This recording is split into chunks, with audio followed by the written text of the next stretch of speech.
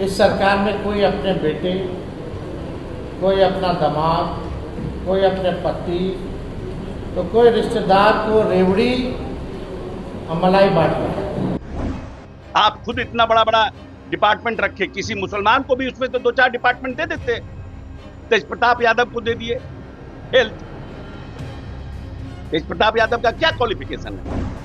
हम चाहते हैं मुख्यमंत्री, जब तो कुछ बचा नहीं, एक समर्पित जमाई आयोग का आप बना दीजिए।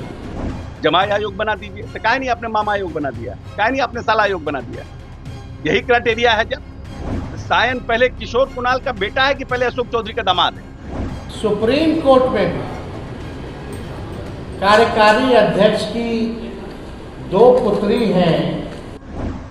आप अपने 75 को जिसको छलनी में छेद है, उस सूप में खोज रहा छेद। तेजस्वी ने कहा कि बिहार सरकार को जमाई आयोग बनाना चाहिए। पहले हम सत्ता का पूरा खेल समझ लेते हैं, इसके बाद हम तेजस्वी के इस बयान पर दोबारा आएंगे। देखते रहिए विमर्श न्यूज। नीतीश कुमार सरकार के कैबिनेट मिनिस्टर अशोक चौधरी ने अपनी ओर संदेह की उठी हुई उंगली से बचने के लिए बहुत बड़े बंदरबाट की तरफ इशारा कर दिया। उनके दामाद और किशोर कुणाल के पुत्र सायन कुणाल को धार्मिक न्यास बोर्ड में रखा गया है। नीतीश सरकार में अशोक चौधरी ऐसे मंत्री हैं जिनके पैसे और कारोबार के कारनामे राजनीतिक गलियारों की सुर्खियों में बने रहते हैं। अशोक ने धार्मिक न्यास बोर्ड के कुणाल किशोर के बेटे के साथ अपनी बेटी का रिश्ता तय किया था। उनकी बेटी शांभवी चौधरी का विवाह सायन कुणाल से हुआ। कुणाल किशोर बिहार राज्य धार्मिक न्यास बोर्ड के अध्यक्ष बन गए थे और किशोर कुणाल ने इसके लिए आईपीएस इंडियन पुलिस सर्विसेज छोड़कर इन बातों पर ध्यान लगाया था। कुणाल किशोर बाद में हिंदुत्व की राजनीति के प्रवक्ता बन गए और आरएसएस के करीबी भी बन गए थे। कुणाल किशोर की मृत्यु के बाद केंद्र सरकार और राज्य सरकार ने उन्हें बहुत तरह के सम्मान से भर दिया। कुणाल किशोर ने हनुमान मंदिर ट्रस्ट को पुनर्गठित करके इसके पैसे से कैंसर अस्पताल सहित कई अस्पताल भी बनवाए थे। अयोध्या में राम मंदिर उद्घाटन के समय कुणाल इसलिए चर्चित हुए थे कि उन्होंने हनुमान मंदिर के साधन से वहां लंगर चलवाया था। इस वीडियो के अंत तक लगातार इसी तरह के कई आरोपों को आप जान सकते हैं। बने रहिए इस वीडियो के अंत तक और इसे शेयर अवश्य कीजिए। कुणाल की बहू जदयू के अशोक चौधरी की पुत्री है। जानते हैं कि अशोक चौधरी ने अपनी बेटी के लिए लोक जनशक्ति पार्टी रामविलास के साथ टिकट की सफल सौदाकारी की थी। कुणाल की बहू शांभवी चौधरी 2024 में लोजपा आर के सीट पर सांसद चुनी गई थी। उनके पति यानी कुणाल के पुत्र सायन को बिहार धार्मिक न्यास बोर्ड का सदस्य नामित किया गया है। सामाजिक जीवन में भी इस तरह की खुली सौदाकारी और खेल राजनीतिक गलियारों को बहुत अधिक विवादास्पद बना रहा है। वीर चंद्र पटेल पथ पर चर्चा यह भी है कि कुणाल जहानाबाद से चुनाव के लिए सीट की जुगाड़ में लगे हुए हैं। ऐसा जान पड़ता है कि नीतीश कुमार अपने राजनीतिक जीवन का अंत ऐसी शक्तियों के साथ में ही करने वाले हैं। तेजस्वी यादव ने बेटी, दामाद और बहनोई को बिहार सरकार के विभिन्न आयोग में रखे जाने पर व्यंग करते हुए कहा कि सरकार को एक अलग नया आयोग बनाना चाहिए। तेजस्वी ने कहा कि बिहार सरकार को जमाई आयोग बनाना चाहिए। अब आप देखिएगा, हम चाहते हैं कि इस सरकार में कोई अपने बेटे, कोई अपना दामाद, कोई अपने पति, तो कोई रिश्तेदार को रेवड़ी और मलाई बांट रहा है। हम चाहते हैं मुख्यमंत्री, जब तो कुछ बचा नहीं, एक समर्पित जमाई आयोग का आप बना दीजिए। अब कितना जमाई लोग हैं भाई? अभी हाल फिलहाल में कई जगह जो है मलाईदार पदों पर यही भूंजा पार्टी के रिश्तेदारों को जगह दी गई। बात यही खत्म नहीं हो जाती। जदयू के कार्यकारी राष्ट्रीय अध्यक्ष संजय झा की 2 बेटियों को बिहार सरकार के सुप्रीम कोर्ट के पैनल में वकील रखा गया है। राज्य सरकार सभी जिलों में पटना हाई कोर्ट और सुप्रीम कोर्ट में सरकार के लिए पैनल वकीलों को रखे है। संजय झा की बेटियों के वकालत में योग्यता पर भी सवाल उठाए जा रहे हैं। और यही नहीं, सुप्रीम कोर्ट में भी कार्यकारी अध्यक्ष की 2 पुत्री हैं,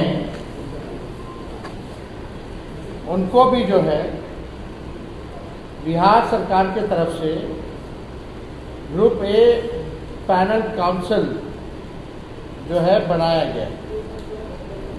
मतलब जिस वकीलों का 20-20 साल तक एक्सपीरियंस होता है, उसको भी ये नहीं मिल पाता ये पद। और माननीय वर्किंग प्रेसिडेंट जो जनता दल यूनाइटेड के हैं, उनकी दोनों बेटियों को सुप्रीम कोर्ट में एडवोकेट ऑन रिकॉर्ड के पद से नवाजा गया है। क्या बिहार भर में और कोई वकील नहीं है जिसका तजुर्बा इन लोगों से ज़्यादा है? और हम तो चाहते हैं, जानना चाहते हैं, सुप्रीम कोर्ट में बड़ा भारी भारी केस देखा जाता है, खजानों की भी लड़ाई होती है, भ्रष्टाचारियों की भी लड़ाई होती है। हर एक मुद्दे पे आरक्षण जैसे सवाल, गंभीर सवाल पे बहस करना पड़ता है। क्या ये लोग सक्षम हैं? इधर चिराग पासवान के एक बहनोई धनंजय को बिहार अनुसूचित जाति आयोग का अध्यक्ष बनाया गया, जो रामविलास पासवान की पहली पत्नी के पुत्री के पति हैं। धनंजय उर्फ मृणाल पासवान रामविलास पासवान के दामाद हैं। जीतन राम मांझी के दामाद भी उपचुनाव में शेरघाटी से उम्मीदवार होना चाहते थे। मांझी ने उस समय अपनी बड़ी पुत्रवधू को टिकट देकर एमएलए बनवाया। मांझी के दामाद देवेंद्र मांझी को अनुसूचित जाति आयोग का सदस्य बनाया गया है। आरोप जो तेजस्वी जी जिसको जैसा देखना चाहता है वैसे ही दिखता है। आरजेडी और आरजेडी के लोगों को तो ऐसा ही दिखता है, क्योंकि लालू प्रसाद यादव, फिर राबड़ी देवी, फिर तेजस्वी यादव, फिर तेज प्रताप यादव, मीसा भारती, रोहिणी आचार्य, अब पता नहीं और के कौन कौन आएंगे भविष्य में। और ये जिन लोगों पर आरोप लगा रहे हैं, मृणाल जी के ऊपर आरोप लगा रहे हैं रामविलास पासवान के दामाद, तो कितने लंबे समय से राजनीति कर रहे हैं, कब से चुनाव लड़ रहे हैं। जब तेजस्वी जी हाफ पैंट पहन के क्रिकेट खेलते थे तब से मृणाल जी एक्टिव है। अरे आपका भाग्य साथ दिया, आप लालू प्रसाद यादव के बेटे हैं, आप उप मुख्यमंत्री बन गए। लेकिन जब आप एमवाई पर उप मुख्यमंत्री बनते हैं तो आप एक बार तो बन गए उप मुख्यमंत्री, दोबारा क्यों नहीं आपने किसी मुसलमान को मुख्यमंत्री बना दिया? आप खुद इतना बड़ा बड़ा डिपार्टमेंट रखे, किसी मुसलमान को भी उसमें तो 2-4 डिपार्टमेंट दे देते। तेज प्रताप यादव को दे दिए हेल्थ। तेज प्रताप यादव का क्या क्वालिफिकेशन है? बड़ी बड़ी बात कर रहे हैं। जहां तक जीतन राम मांझी जी का सवाल है, जीतन राम मांझी आप ही के पिता के पत्तियों पे चल रहे हैं, क्या करिएगा। जहां तक नीतीश कुमार जी का सवाल है, नीतीश कुमार जी ने जिन लोगों को बनाया है वो जनता दल यूनाइटेड के वर्कर बने हैं। जहां तक हमारे सायन का सवाल है, तो सायन पहले किशोर कुणाल का बेटा है कि पहले अशोक चौधरी का दामाद है? और किशोर कुणाल का बेटा अगर है तो किशोर कुणाल ने अपने आप को इस समाज में अपने आप को सम्मानित कराया है ना, मानव की सेवा की। एक हनुमान मंदिर से 9 अस्पताल का निर्माण कराया, और वो आरएसएस कोटे से बने हैं। उनका अपना क्लाउट है, उनके अपने जान पहचान के लोग हैं। वो जदयू के कोटे से बना है, कोई मुख्यमंत्री जी ने अशोक चौधरी के दामाद रहने के कारण बना दिया। जानकारी रखते नहीं है और कुछ से कुछ बोल देते हैं।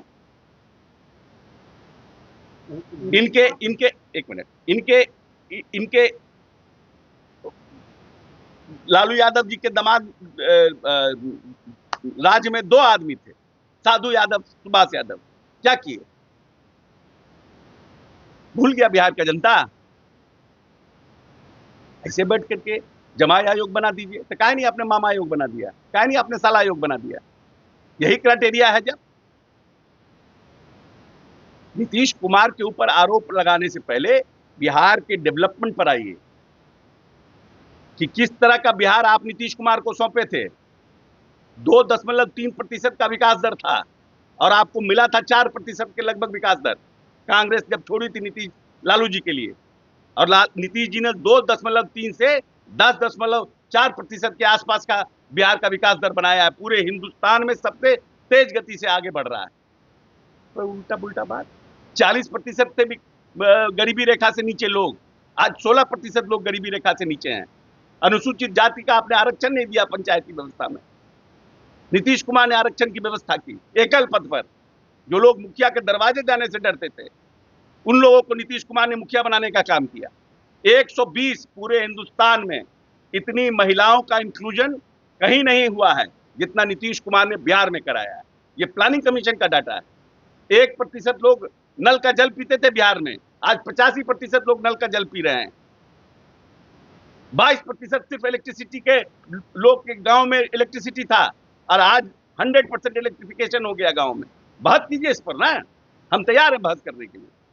जमाई आयोग, आप अपने 75 को जिसको छलनी में छेद है उस सूप में खोज रहा छेद।